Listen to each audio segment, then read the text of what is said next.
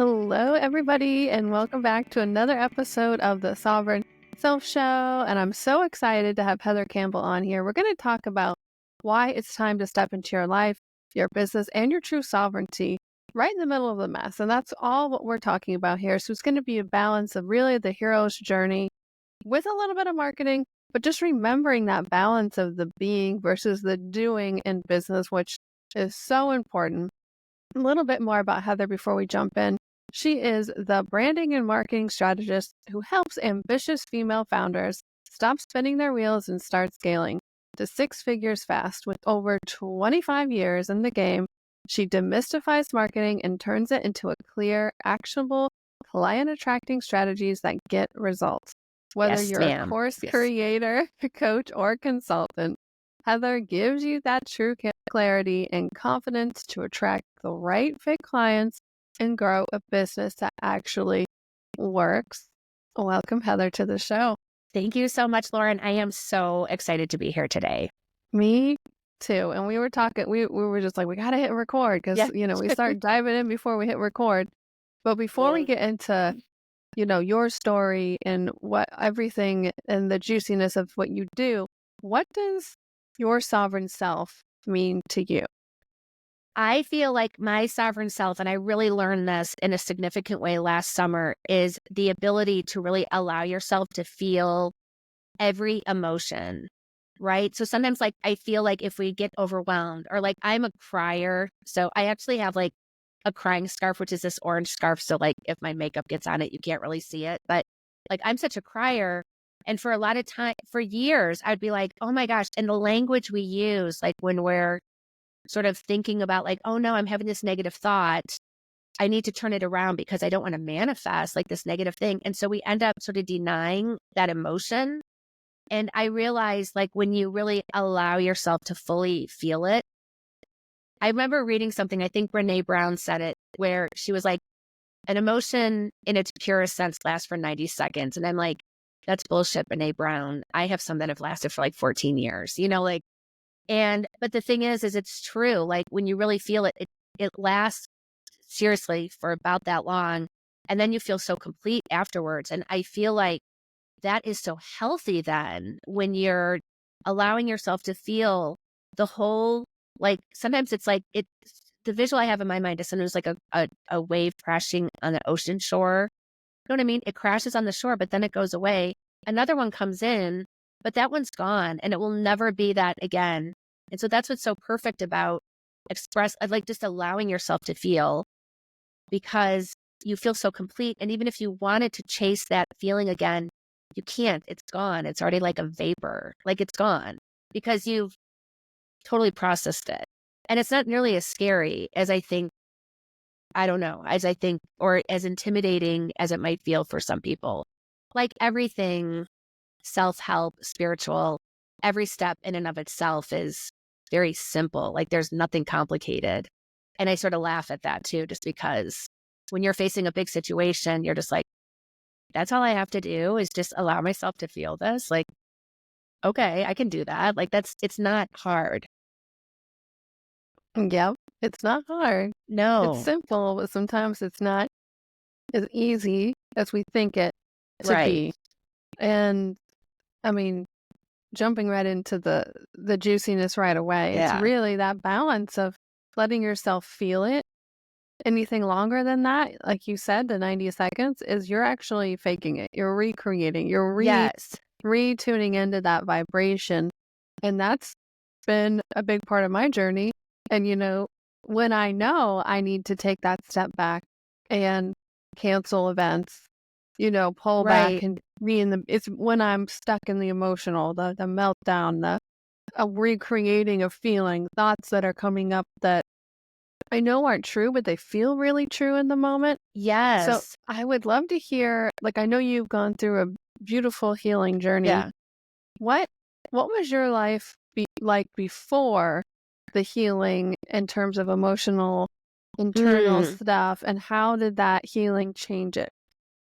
Wow. So I was I started my spiritual journey sort of about 10 years ago, when I started my own business. And they say, when you start your own business, I guess I can say I'm in my 11th year because my business is really 10 years and 7 months old. And it is like free therapy. You learn so much about yourself because it's such tender work. So I'm sure, Lauren, if somebody called you and asked you for your advice, you'd be like, here is what I think. But when nobody's asking and you're just like, hey, people in the world, this is my expertise and this is how I think you should be doing what it is like I think you should be doing. It's very different when no one's asking. Like, I just understand how tender that work is. And so I learned, like, so you start off like with all like I think some of the like business books and spiritual books, like Course in Miracles was really big for me. The Big Leap, 10x is easier than 2x. Oh, I read the Tao every day too. Like, that's also like, if that's like sort of my jam, because it's just easy and mind twisty and, all those kinds of things. And so I think I was pretty good. Like, I would say like was, a happy person, paying it forward, spiritually aware, but not like, I don't have an altar in my house, and I sort of have a somewhat like inconsistent meditation practice, but I would say really good to the point that you take certain things for granted. And so where things started to shift for me is I started to notice like there was like this weird thing happening with my left hand, and it looked weird and it was really misbehaving.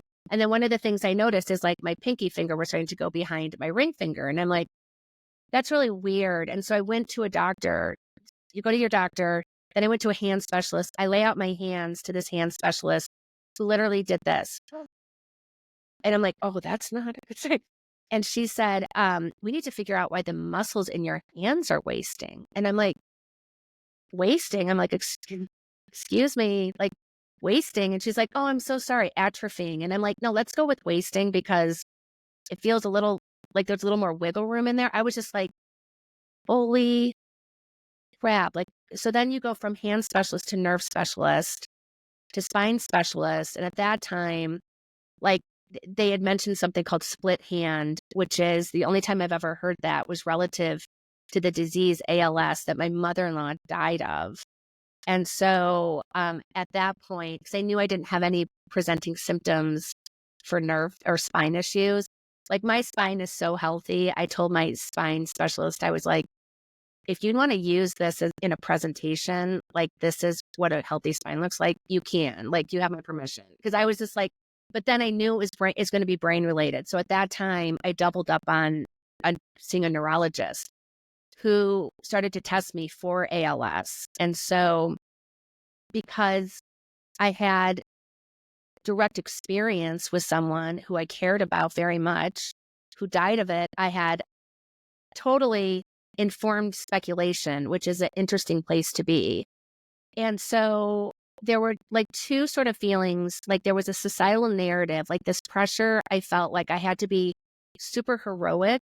And at the time too, my energy was so different. My body was literally degrading. Like my left hand, I couldn't do anything with it. It was like curled up like this all the time. Like, and my left and my right leg was starting to like waste away. Like it was just so interesting. I was on crutches all the time. Like it was just a lot going on. And then the whole time I'm thinking, wow, like, what if I have ALS? Like, that is so big. So then I start kicking in, right? Like Abraham Hicks, like manifest, like all this stuff. And I thought, no, you cannot have, if you have a negative thought around this, you are going to like manifest this negative outcome, meaning you're going to give yourself ALS.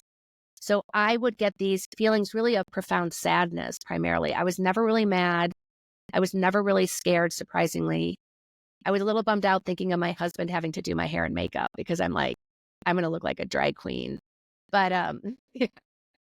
But like, I was, so anyway, so like, I just remember this one day I was in my garden, which is like my happy place. And like, I'm just like weeding or deadheading flowers. And I just got this profound sadness of like, God, what if I have ALS and I die in like you sort of, there's no way there's a deadly diagnosis out there that you're not going to be thinking about your mortality or you're not going to be getting ahead of yourself. And so I was like, and I felt like, so I got this feeling like, oh no, because I was crying like those pure, like, when you just cry, like, it's not even like you're like, it's like just tears like coming out, like just rivers coming down your face, like just so pure. And I remember thinking like, oh no, you got to like turn this around. And then I'm like, no, like this is such a real emotion. And so what I did was I just said, oh, sweetheart, like, cause then I just think like, cause it's such a pure emotion. And I'm just like, oh, sweetheart, like, what are you thinking? What are you feeling? And I was just, this is all just happening in my head, like in my garden, what are you thinking? Or what are you feeling? And I'm like, I'm feeling so sad. And then I was like, oh, honey, what are you feeling sad about? I'm like, well, that I might die. I'm going to miss my kids. And so what if my heavenly body can keep up with them? Like, it's not going to be the same. Like, I'm really going to miss them. And then I was like, that is a completely legitimate thing to be sad about. Absolutely. And then this was sort of the turning point is that I would say, but honey, and I would be this tender with myself. Like I would talk to myself like almost like I would like a child, who was really needed comforting. I'd be like, oh, honey, like, do you have any facts to support this? And 100% of the time with my health, I did not have any facts yet at that point. So then I could say, okay, well, that's just speculation. Speculation is a story. And yes, your mother-in-law had ALS, but that's her story. It might not be your story. And what was so interesting is so then I could feel myself, like I can almost feel it like in your brain, like this calming switch where I started to feel like, oh, wait a second, I'm self-soothing right now. And then it was complete. I'd stopped crying. And I just remember sitting there. I was already on my knees, but I just remember sitting there just thinking, oh my God, this is so healthy because I felt the whole of the emotion. I wasn't denying it. I love to listen to Abraham Hicks, and there's this great analogy that they have, which is like being in a boat and you hit the water with a paddle and it's like, and all this red comes out of it. And you're just like, no, I don't want red. I want blue. And so you keep on hitting it. And all it does is just create more red when really you want something completely different. And so I thought that is so interesting because I was so calm. And then if I even tried to go back, even if I try to go back to that original emotion, it's complete. It's literally complete. Like it's gone. And so that's what I mean. Like it sort of dissipates like a vapor, meaning I felt the whole thing. So then I'm like, okay, Brene Brown, I should write her a letter of apology because I was just like, that lady's full of some serious BS. But it's true. And then, so then I could employ that anytime. And the thing is it kept me super present and it kept me sticking to the facts and not getting ahead of myself in a really what is it? What am I feeling? Validating that emotion, like describing the feeling, validating it, and then asking, do I have, like, those are 4 questions and it works every single time. And then I just thought, well, if it works when you think you might have ALS, which I don't, thank goodness, I just had a ruptured aneurysm in my brain, which that we just have so much, it's so healthy. And so it's like, it works for anything. Like if you're getting ready to launch an offer, I'm nervous. What are you nervous about? Well, I'm nervous that no one's going to buy and I'm going to be like humiliated or feel so embarrassed. I'm like, oh my God, like I totally can appreciate that. Do you have any facts to support that?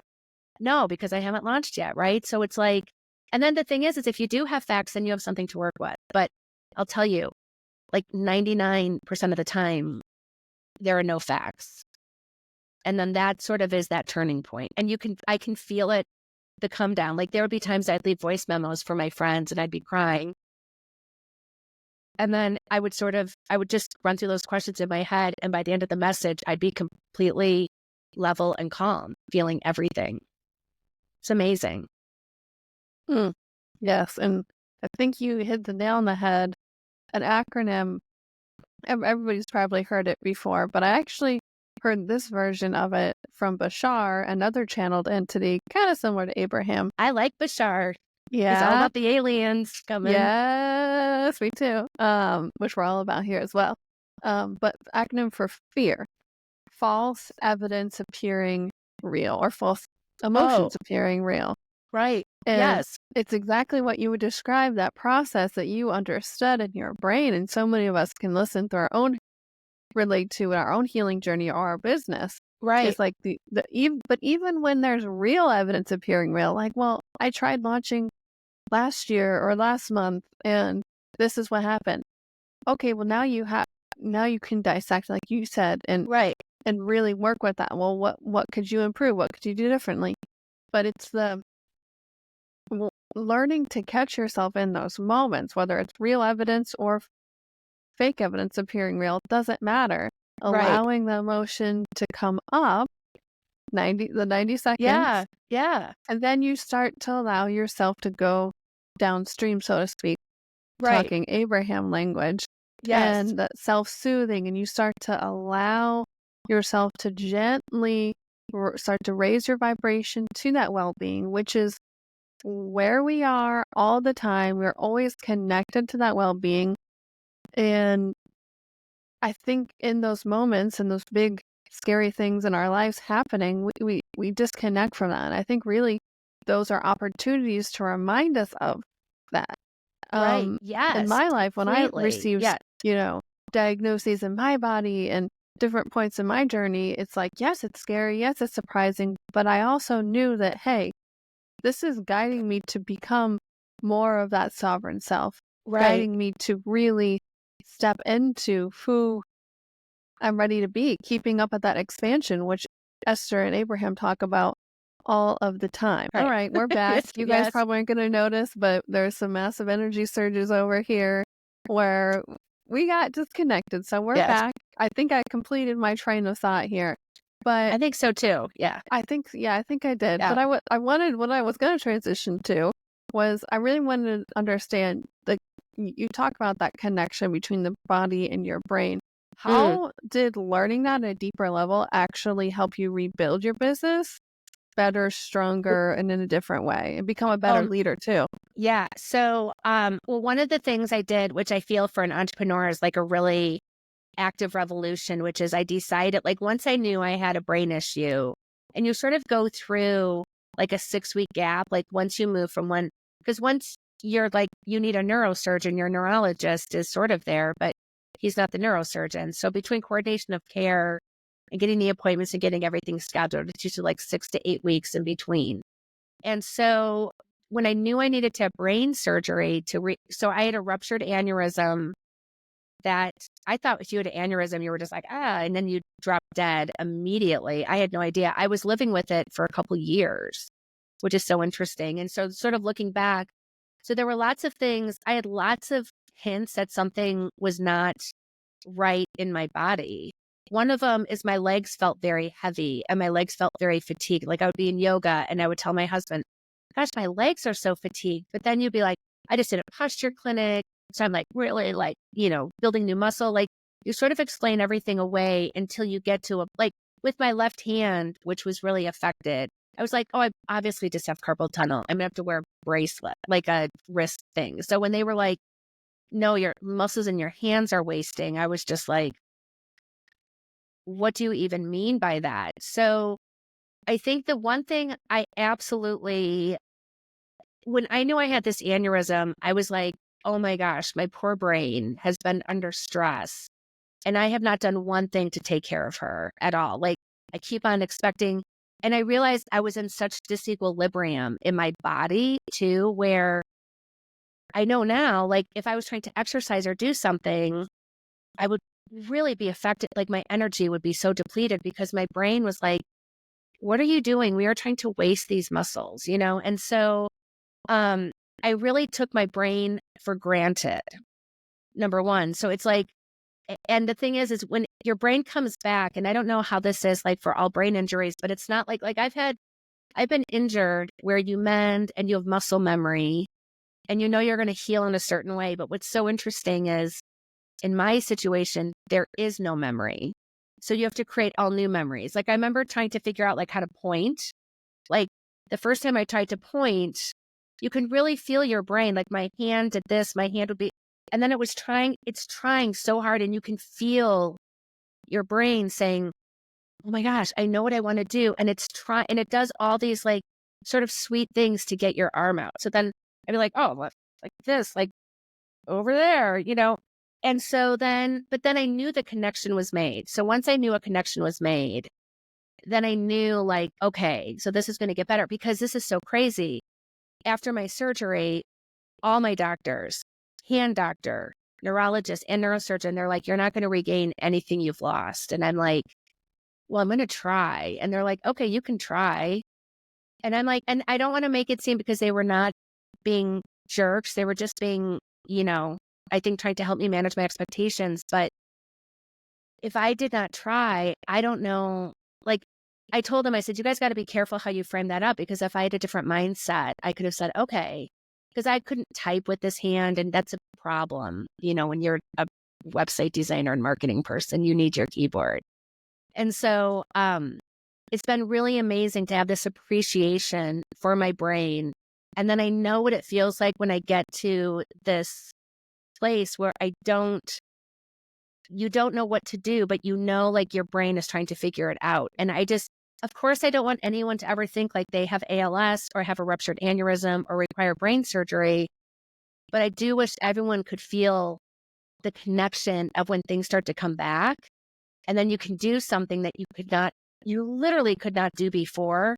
So then it just makes you think, well, if I couldn't like braid my hair, for instance, because my hand was just like this all the time, now I can do that. It's like, of course I can figure out my social media strategy. You know what I mean? Like, of course I can do this thing. So it's like, it does help to put things in perspective. And what's been interesting with my business is I made the conscious decision to defer new business, income, revenues, because I don't want to say I lost, because you can't lose something you didn't have. But when I made this conscious decision to treat my brain, not do anything stressful, not do any crazy launches before my surgery, like not do anything, like really take care of myself, I get to start sort of from scratch, but also with like a 10 year and 7-month foundation. So I've hired in a VA because I thought this is going to be perfect to have an assistant when like someone's not coming into my world mid flurry, so we could start building together. I started a podcast. So I hired a podcast editor. So I feel like I'm building my team. And then I just got such clarity around what I want to do in my business and what makes the most sense and what feels most ethical and aligned for me to really help people grow their business. And that was really and that just came out through, like, I would just sit. Like the tricky thing about being still is that when you're resting to like repair your brain, that you feel like there's a part of me that felt like I'm doing nothing, or that, wow, I'm taking like really long naps or things like that. And I had to tell myself, you are definitely doing something. Because I could go, like, I was sort of thinking, like, someone said, what was your big project last year? And I'm like, ooh, I didn't really have any project. I'm like, wait, yes, I did. I healed my brain. Like, yes, I did. I had a huge project. It just had nothing to do with my business. At the same time, everything to do with my business. Yes. Yeah. I mean, people listening have gone through healing journeys. Maybe they're in the middle of their healing journeys. But I think to really summarize and maybe ask you in a different perspective of that question, how did staying present, we talked about how that really helped healing, but how does that affect you now and what you're building in your business, in your life? Because that's huge. We want to be forward thinking. We want to control everything. We want to make sure, instead of being present. So I'd love to hear your perspective on that. Yeah, the being present is where, like, all the ideas, like I sort of call them divine downloads, right? Where there are times where I definitely get these like strokes of insight or like doses of inspiration. And sometimes it often happens, like, when you think like you're brushing your teeth or you're in the shower and you're like, oh my God, I got this amazing idea. It's because you planted that seed in your brain somewhere. And when you're not thinking about it, that's usually when it sort of like pops in, like in that crazy way. And so I created a lot of space for myself for those kinds of things to happen. And then I wasn't doing any sort of, like, I didn't have a lot of client work, so I could really work on my stuff too, which was also, but then I also took, like, there was I just wish I could tell you how much I napped. Like, I slept so much, and it was incredible to do that. And so being present, and then making that a priority, because the one thing I don't want to have happen is that, because I do feel like I've had this really cool recovery, where I feel like almost completely back to normal, at least from an energy perspective. Functionally, I'm still healing, but it's like I know I'm going to be generally okay. And so it's like I don't want to lose the profound lessons of that. So it's really making time to be present. And I just do that. I honestly just do that through meditation, or doing things like cooking, or in my garden, or sometimes like just cleaning behind the fridge, like anything where you can just sort of zone out, not have to think about, like, I'm a big believer in doing by not doing, not trying to force it. I'm enough of a creative to know you can't force the idea. I know what it feels like when I have the right things in my brain for good stuff to come out on the other side. Like, I know, I call it like sort of throwing my line into the water. And I know what it feels like when I know, and I'm just waiting for that inspiration to come on the other side. And what I find is when you're present, you get those signals so much more clearly, I think. Like when you say like, oh, I had this epiphany during a meditation, or I had this completely transcendent experience, that just sounds like so delicious. Like when people talk about it, that happens all the time.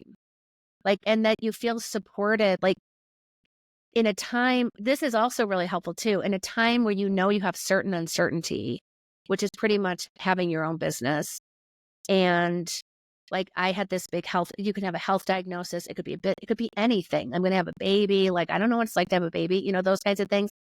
It's like when you have certain uncertainty, the thing is, stick to the facts, don't get ahead of yourself. And when you have a practice to stay present, you don't get ahead of yourself. Like, even if you're getting ahead of yourself, you can come back to the present moment to say, okay, like I really, you can tell yourself like, oh, I don't have to worry about this right now. But really, when you allow when I allowed myself to feel the emotion, identify it, validate it, then say, do I have any facts to support this? It's not like you get to that really healthy place. Like, okay, this is not anything I have to worry about today. I'm not trying to talk myself into that. It literally happens where you're just like, okay, I had that feeling and now it's over. Okay. Like, so that's what I think is amazing. Like, I just feel so creatively inspired. I feel like I'm producing my best work.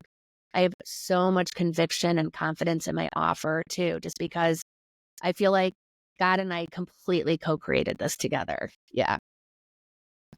Yes, I love it, love it. And I like to remind myself that, hey, God, source, whatever you want to call it, Right. is my business partner. Like, Yes. yeah, that we're here as this co-creative force. And that's a whole different energy than approaching it from the I'm trying to do this, I'm controlling this.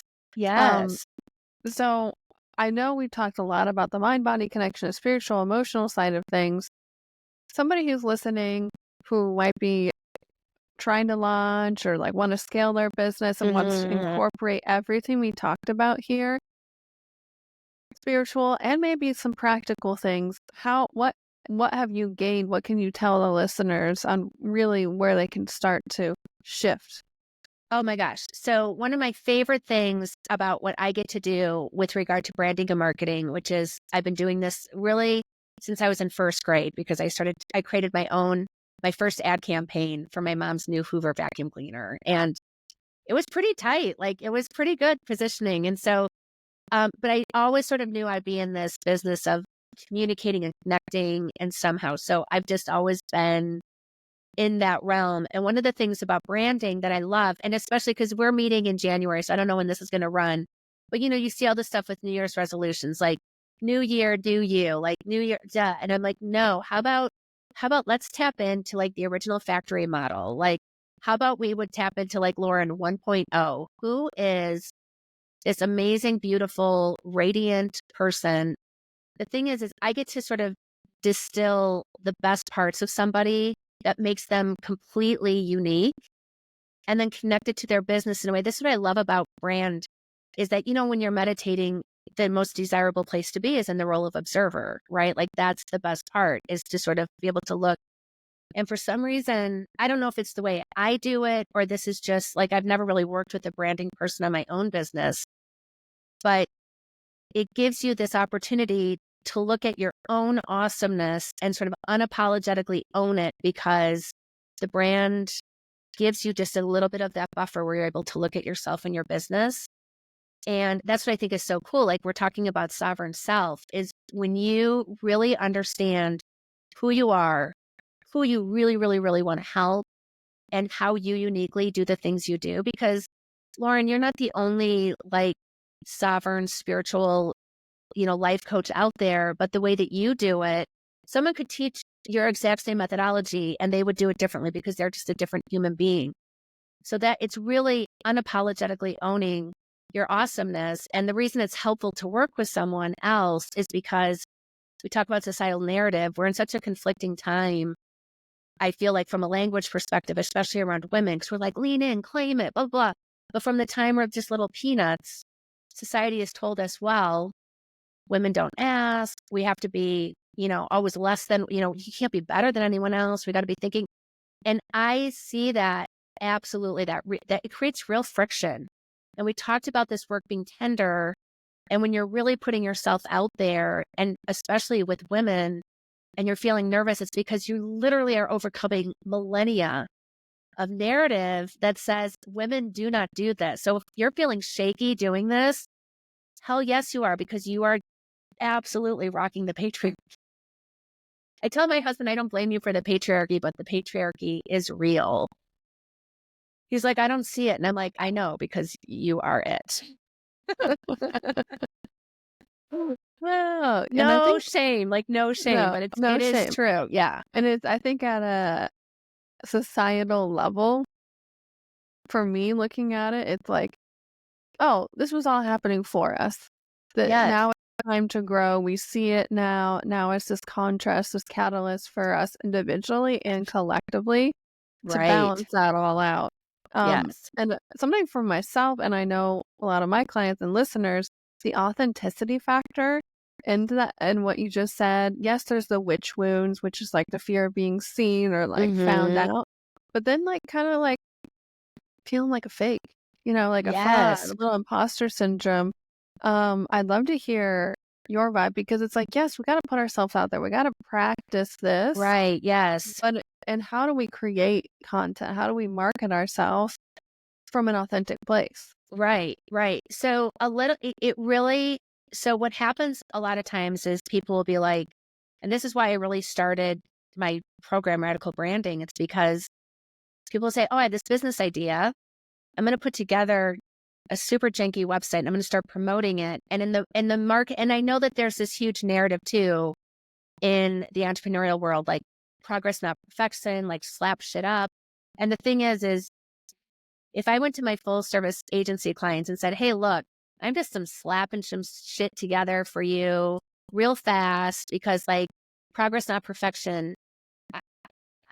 No, that is just absolutely not how marketing works in the real world. And so it starts completely like where people start to get this confidence is when you know how you compete, the key is understanding how you're different than the other guys out there.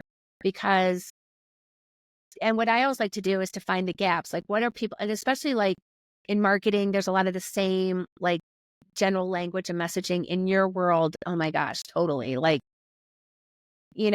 thriving, empowerment, like all these words, right? That sound good, but we want to make a more direct correlation. Like, what does that mean? And what does success look like in our worlds, right? So when someone works with you, Loren, they have a clear view of what their future self could be like through your lens. That's the ideal way. And so it really comes down to understanding who you are, who you want to work with, how you uniquely achieve results, and how you're different from the other guys out there. The biggest question is then why should people care? And I'm always like, what's that thing that gets you like that makes you want to climb up on the roof and shake your fist at the sky and say, oh my God, if people knew this. Like I always think like if people just knew how powerful understanding their brand is, which is not their logo, it's not their story, it's so much more fundamental to that. So that's a huge way of just understanding like that gives you those 2 feet on the ground. I have a good position. or if someone even tries to knock you over, they can't because you're so solid in that positioning. Then you go deep into what your ideal customers, their hopes and dreams, like their emotional market, like what is it they're looking for? So someone might be looking for like, marketing, but what they really want is to have a successful business where they can, maybe they want to pay off their parents' house, or maybe they want to, be a good example for one of their kids. And it's so much more than just the actual thing. It's the results that they want and the thing that lives on the other side. So my one friend, she calls it the tunnel. She's like, people are on one side of the tunnel and you're on the other side of the tunnel. You're like, it's great over here. So how can you get people over to the other side of the tunnel without being too tunnely, right? Without being like too like, oh, these are like the 47 things you have to do, right? Because so it's so powerful to own your own unique attributes. And so authenticity is one of those things that's sort of misunderstood from my perspective, because people feel like they have to have sort of a rags to riches story, or they have to share something that's like really deep, or, like a I don't know. Like, I feel like they think it's like, I have to share this like thing. And that's not really why. People just want you to be you, meaning like you and I are both pretty conversational. If all of a sudden my marketing was like not congruent with how I spoke or look, you know what I mean? Like you would start to feel like these like, I call them like itches, these things that just don't connect correctly. And, I'm going to go back to this idea of branding too, is when you don't have a good sense of who you are, what typically happens is you start to wear someone else's marketing as a mask. You'll look to see like, oh, what's Marie Forleo doing? Or what's like, you know, Amy Porterfield doing? Well, I'm going to do what they're doing. And you have no idea why they're doing it, if it's even working for them. Obviously, if you're starting out and you're comparing yourself to people who make multiple, 8 figures like every single year, that's probably not the best place to be comparing yourself, So it's like, once you know who you are, who you help, how you uniquely deliver results, you're like unstoppable, because then that's your lens through everything. And what helps too is when you get those ideas too, because I'm always like, my brain is like the Hoarders episode at the beginning of the show, right? Like, and so, but when you have a good sense of who you are, it's like understanding what kind of food you like to eat, right? Like if you don't like chestnuts, you're like, I'm not going to go out of my way to eat chestnuts. If you have a good sense of your brand and you get this idea, it's going to take the ones that make sense and it's going to repel the ones that don't, which saves you, oh my God, so much time, so much wheel spinning, so much like throwing spaghetti up against the wall, trying to figure out what sticks. That's just not how marketing works in the real world. Like, that's just what I want people to know, is like, there's a system and a process. And if you get that, like the order correct, it's almost impossible to mess it up. Yes. And all of that, what you just said, is like business is a vehicle for that self-help, the spiritual development. Yes. Getting clear on yourself, your own identity as a human, this self will help you easier get clear on that branding identity, what you just talked about too. It's very similar. Yes. And I know it feels like, for people who are listening, believe me, I know when I talk about this, it feels like you're on the roof of a high-rise building and you have to like jump over to the roof of another high-rise building, like Matrix style. And the alley below is like, there are like needles and like a baby, like with a dirty diaper, like, fighting dogs. And you're like, oh my God, that just looks so horrible. But in reality, taking that first step, I promise, because I've seen this dozens and dozens and dozens of times, it's literally like stepping over a crack in the sidewalk. It's usually not nearly as big of a deal. And then once you get momentum in that direction, the second time it's easier, the third time it's easier. And the thing is when you're clear on who you are and who you serve, you can imagine like how, and you're clear on your offer, like you can imagine how much easier it is to come up with your marketing messaging. But when you because I know people do this, they sit down, they're like, oh my God, I got to do some marketing today. I guess I'll sit down and do that now. And I'm like, oh my God, that is just not how it works. It's like saying like, I want to bake cookies, but I'm not going to use the oven. You're just like, well, of course you are. Like, there's no choice. Like, you have to use the oven. It's like, there's so much out there we're so emotionally vulnerable in the market looking for help and solutions and support through coaches and things like that. And some of the advice is just, sometimes it's criminal what people are putting out there. So many self-proclaimed experts who really, Or not.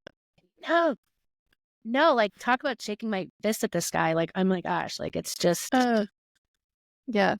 And thank you so much for deep diving into that. I know that's going to resonate with so many of the listeners because business, health, whatever is anything that's happening in your life that you want to change or you don't yes, like is a vehicle for growth for you as a soul, as a human being. And your story beautifully illustrates multiple versions of yourself. But thank you so much, Heather, for coming on the show today and sharing your wisdom and your story, your vulnerability with us today. How may we, as the listeners, as a huge act of gratitude, be of service for you in return today? oh my gosh, that is such a beautiful question. I love to be connected with people. And so especially if you have people in your audience who are early stage entrepreneurs or they're just thinking about marketing and it makes their brain melt like out through their eye sockets, I understand. So first of all, follow me on Instagram at Hey Heather Campbell, at Hey Heather Campbell, like Hey Heather Campbell as well. I also have something that I call the launch list, which I created because I was on a call with a friend and she's like, I just created this lead magnet and I have no idea what to do. And I'm like, well, do you have like your opt-in page or your opt-in thank you page or your email welcome sequence? And as I was going through like all the things she needed to do, like, I saw her brain like I literally saw her short circuit in front of my eyes. I'm just like, do I need to call someone? Like, are you okay? And so she really inspired this. So it's really a step-by-step guide. It's normally $3, but for your audience, I'll share a link where they can get it for free. Yeah.